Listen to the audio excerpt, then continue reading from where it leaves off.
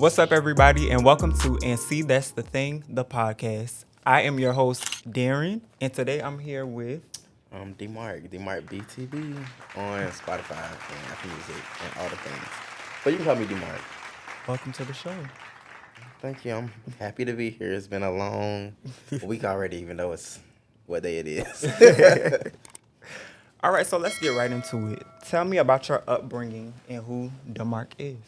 So, I'm actually from Marion, South Carolina. It is a small town in South Carolina.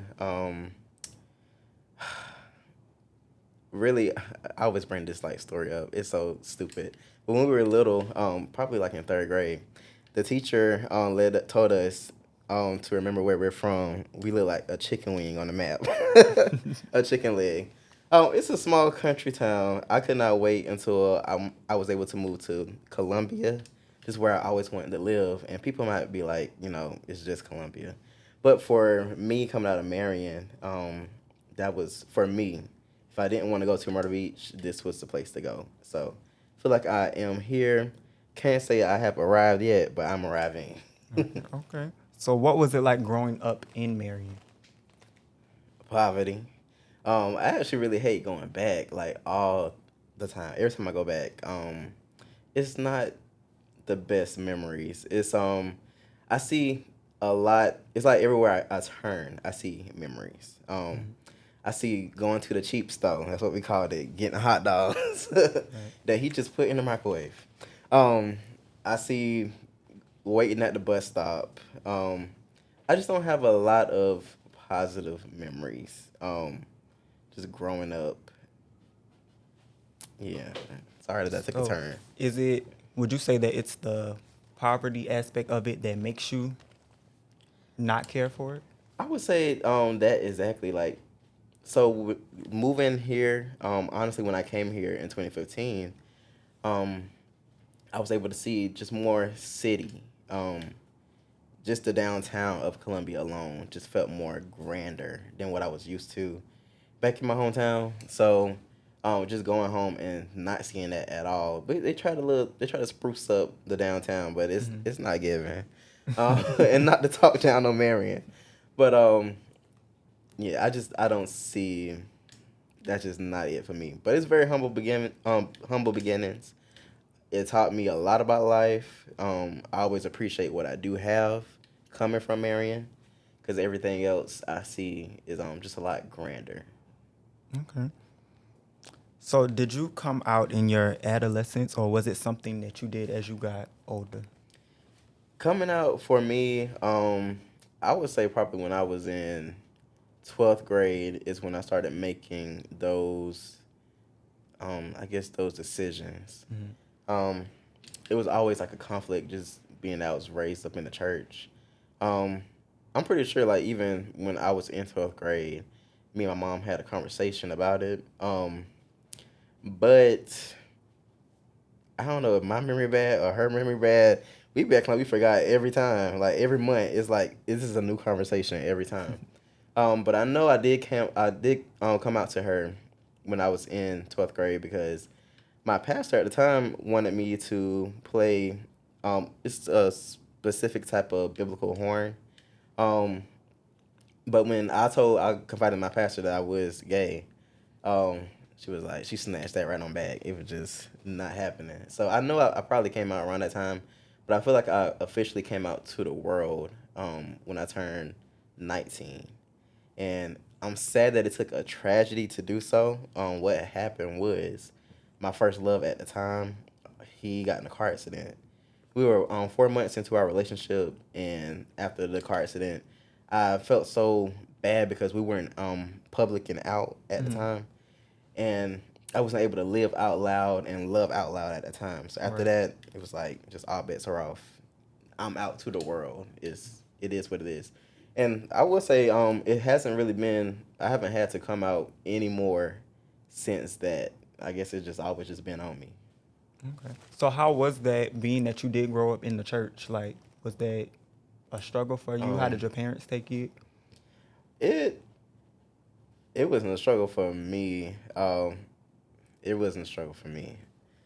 I think I was fine. more so with everything. I would say I try to date me a little woman. When I was probably like in 11th grade, and I love Miss Thing. I really did. And but for me, if I were to live that heterosexual lifestyle, I wanted to do it the right way. And what really was our downfall, I told her I didn't want to have sex with her until we got married. Um, just to consecrate, just our relationship. But I really was in love with Miss Thing. Now I hate that I held her to different standards than how I held men. but but yeah, I did. Yeah, it was not a struggle for me. I say that. So you did date women? I dated one man. Yeah, one woman. Okay, so at one point you were in the Navy. Yes, I'm still in there. Oh my gosh, I don't want to talk about them. Not a positive experience. And I really don't want to drag, but I will say, well, when I was going in to the Navy, I really went in definitely for all the right reasons. I wanted to make a contribution to my country, just all of those things. And I would say probably the biggest hindrance was going into the Navy Reserves. Mhm. Had I gone straight into active duty, maybe I would have had a different experience. But the reserves just not popping. And it's not popping because it's not personal. A lot of people, if we weren't wearing our name tags, I personally don't believe they'll even know your name, Right. even though we see each other like every month. So, yeah, I'm not trying to drag the Navy by any means, but it's just not the best experience for me. So it's not really a personable experience. No, it's not. Especially for any experience like that where you maybe one day have to risk your life. Mm-hmm. It's not fun knowing that you're not around people that really care for you like that. So that's just my opinion. You don't feel like they cared for you? All right, let's change the subject, chat. All right. So at what point from your upbringing until now did music come into play? Honestly, 2 years ago, I met online via Twitter a person that I call my sensei. His name is Donnie G. Um, just met him online via another person. We had pretty much, I just called him a middleman. But I met him online, and he was just like, just so dope to my ears to hear queer male rapper rap the way that he specifically rap. Because and not to down the rap that we hear that is mainstream, just the way that he goes about it is not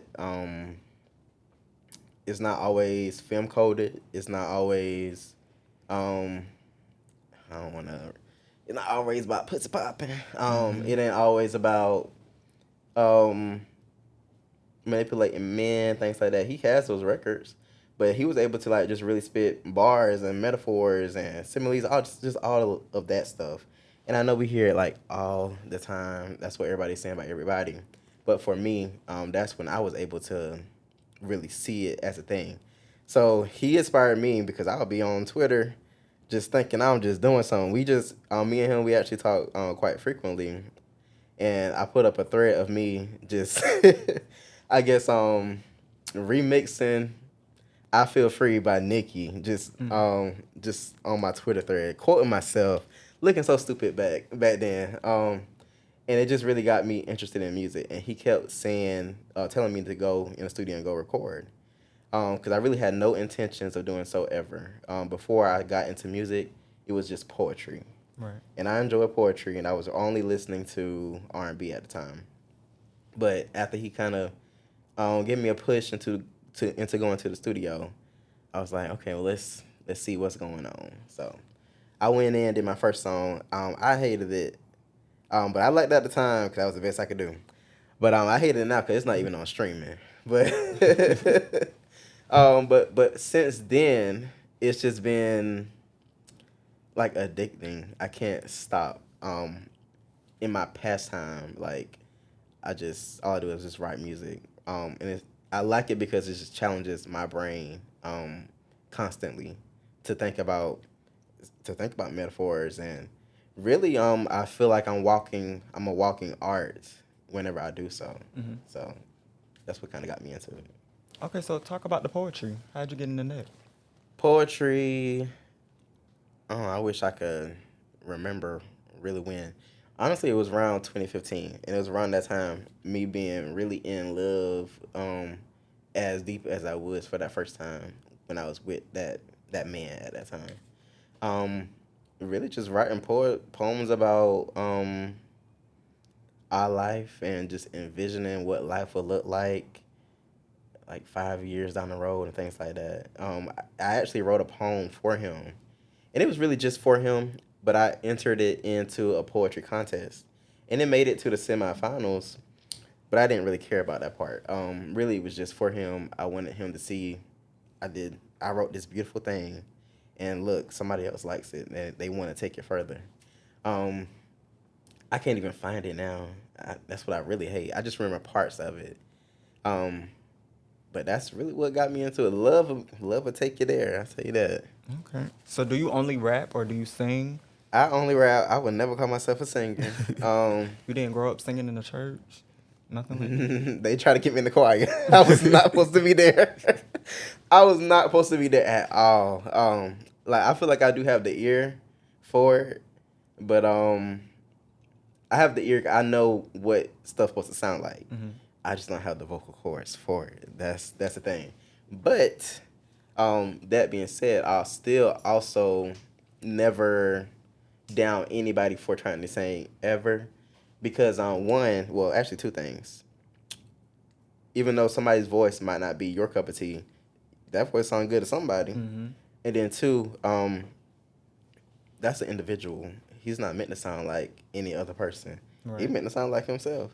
Cause people go crazy over Rod Wave. People go crazy over Kevin Gates singing.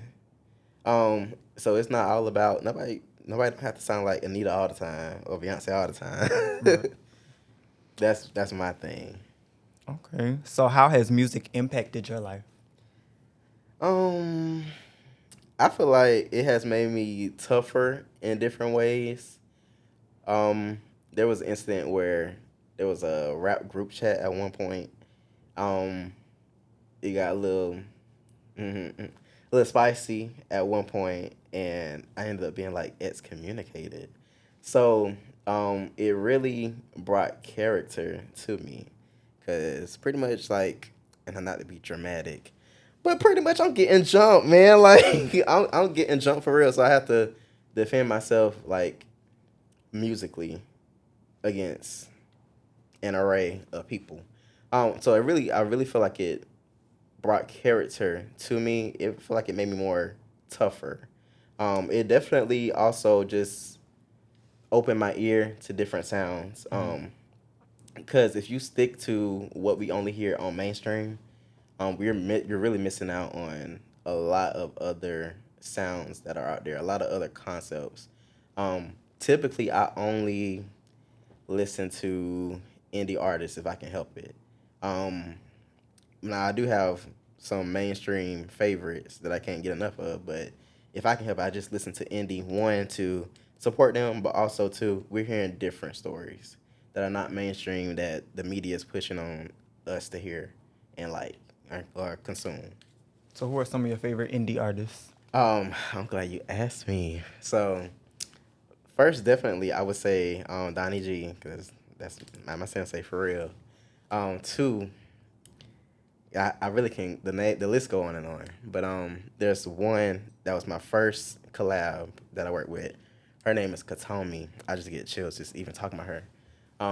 When I was just like maybe 20 years old, 19 years old, and she's younger than me. Katomi rap just so hard, so feminine, really so cunt. It just drive. It just energized me. It really just motivated me. Really just to get up off my ass and like just achieve my goals. So that was my first collab on my first favorite song, which is called One Is Mouth. Love Katomi. Please, if whoever listening, get into her too. And like I said, the list go on and on, but I really have to get these three. There's one that's another youngin, named Mattel. Um, Mattel's another cunt rapper. Like Mattel be popping her shit. Like don't have a collab with Mattel yet, but hopefully it's coming. Those are my three really mainstream. I listen to them like it's like comfort music, even though they be rapping hard. But Okay, so what it about used to get me. mainstream? Mainstream. So my number one at this time, actually, number one female rapper, the Queen, Nicki Minaj. Shout out to her hosting the VMAs. Also, it's real. Like I don't know if you can see it. Oh, I see. Barbs. Yep, I see it. Yes, it is real, honey. The love runs deep.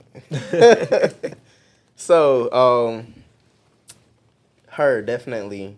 I can't say that her rap influences my rap, but just her being her, just that's mother. Now my other mainstream at this time that I listen to daily is Sada Baby. Cause Sada Baby really helped me find my voice. Also, I like Sada Baby because he's another person that is like unorthodox. Haven't heard anybody that sounds like him, that's doing like him, and that's because he don't mind sounding crazy sometimes. And him not minding that, it really just opened the door for me to do me. So I don't have to sound orthodox and like anybody else that we might hear on mainstream. Okay. So, at what moment in your life did you feel like, okay, I want to be an artist? Um, so I always felt like I was walking art. Even when I was in high school. Um, Honestly, I can't really remember learning all that much. I was learning, but every day was a fashion show. Every day was like a runway for me. I was trying not to wear the same outfit twice. That's what it was for me. So I felt like I was already walking art in that regard. Then when I started writing poetry, it just like exemplified that even more. And then when I started really stepping into the studio, that just like solidified everything. Definitely don't see myself stopping that anytime soon. And it just is like a creative outlet for me.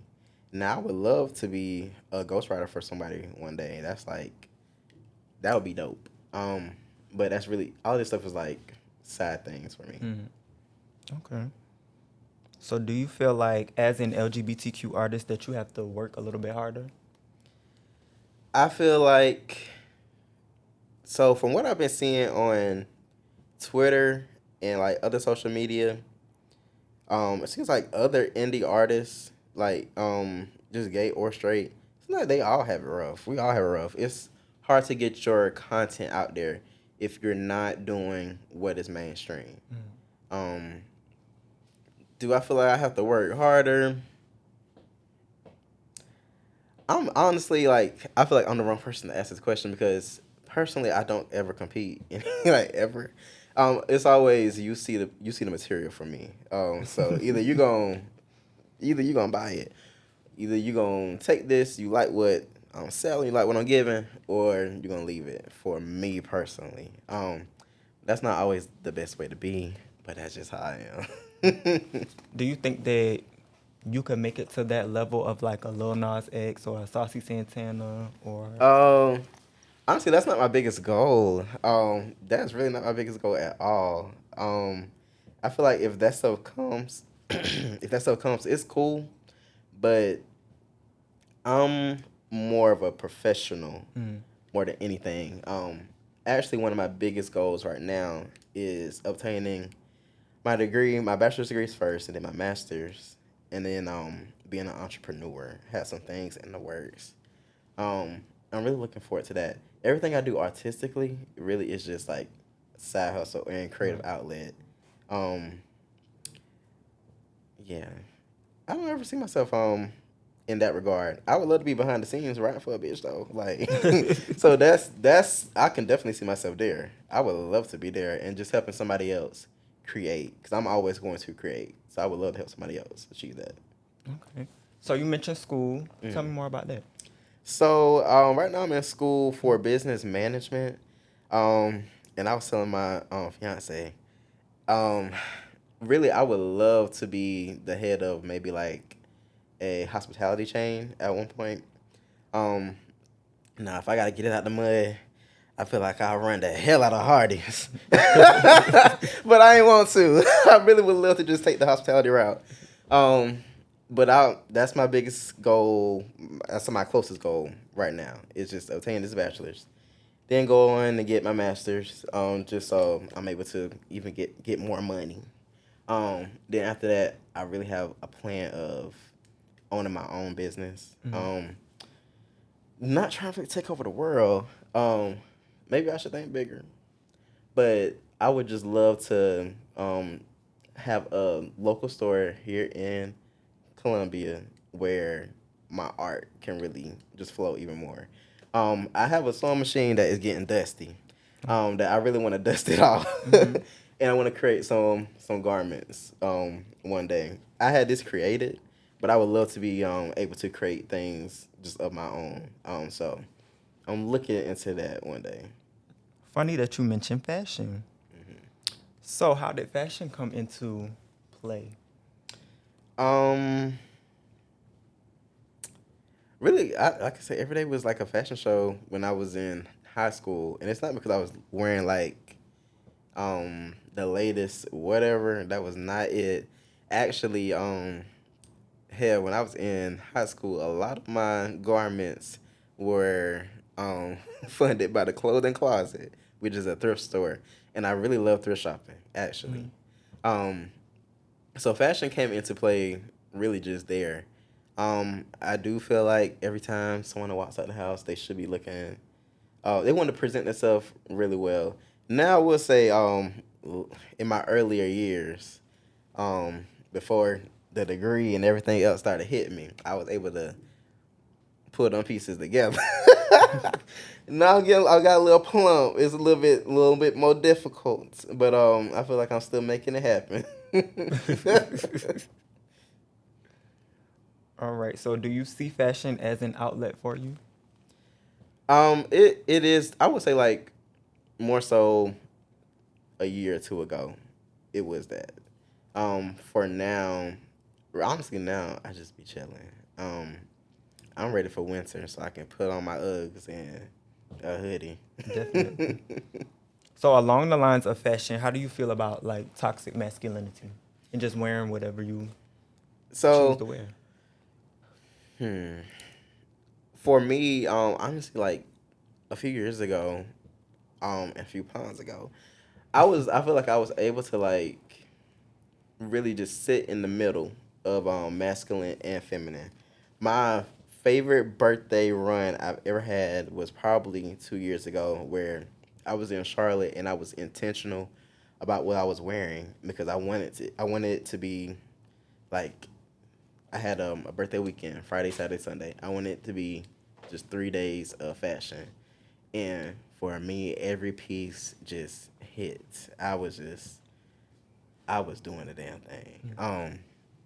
And I feel like I was able to wear what I wanted to wear, and it was no issue in my eyes.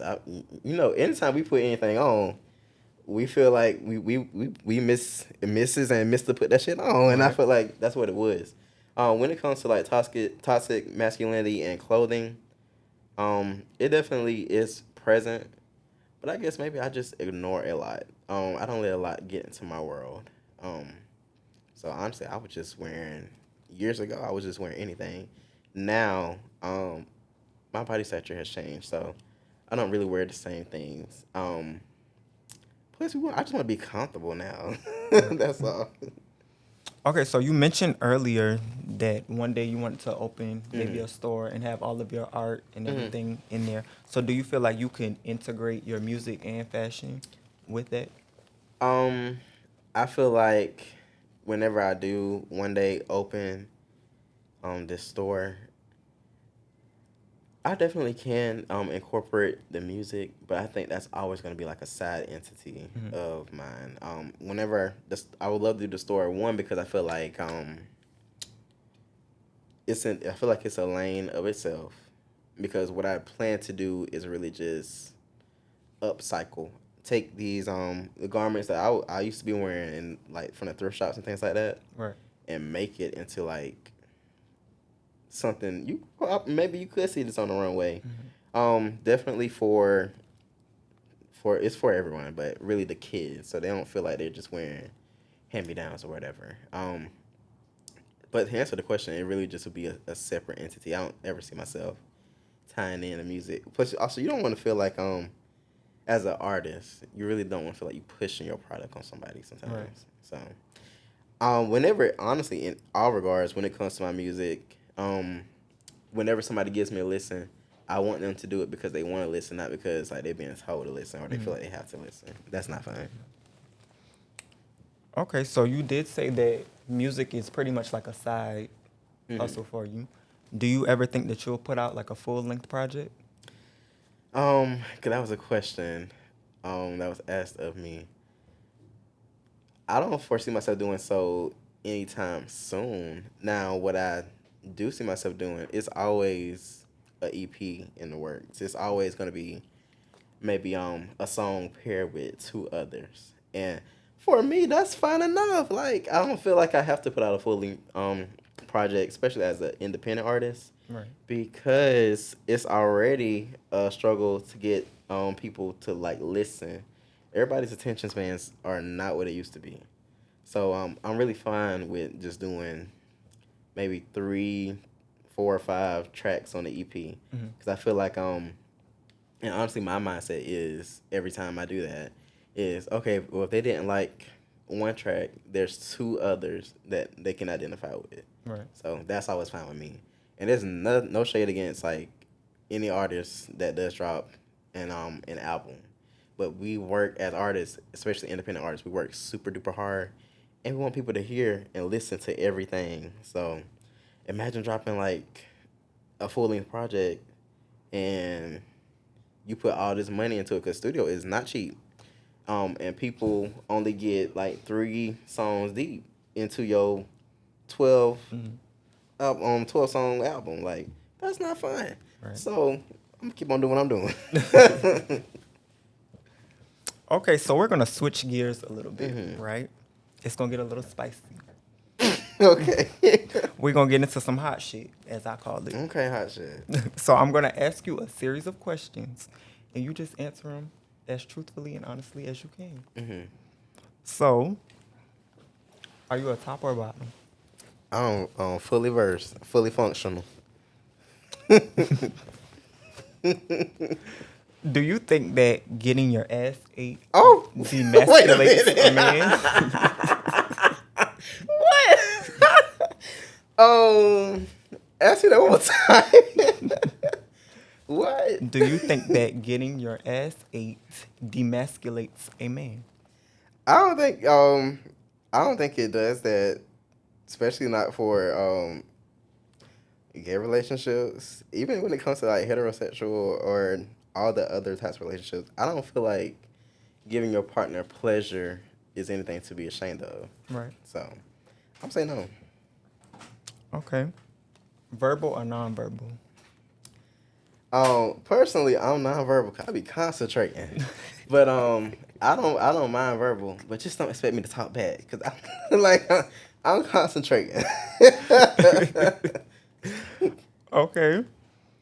Quickie or long sex? It's really either or for me. It's either or. It's until both parties or more parties are satisfied. And the very last question, spit or swallow? Oh, y'all is nasty. Oh. Oh. I guess it depends on. It's always dependent on if we are in a relationship. Because if not, the sink. Yikes. All right. So where do you see yourself in the next 5 years? In the next 5 years, I definitely see myself finished with both of my degrees. I see myself in a suit and running whatever business that I find myself in. I'm definitely going to be in whatever managerial position. As far as my artistry, by that time, I would hope to be writing for at least 2 to 3 different people. And I'll definitely have a lot more songs and projects out.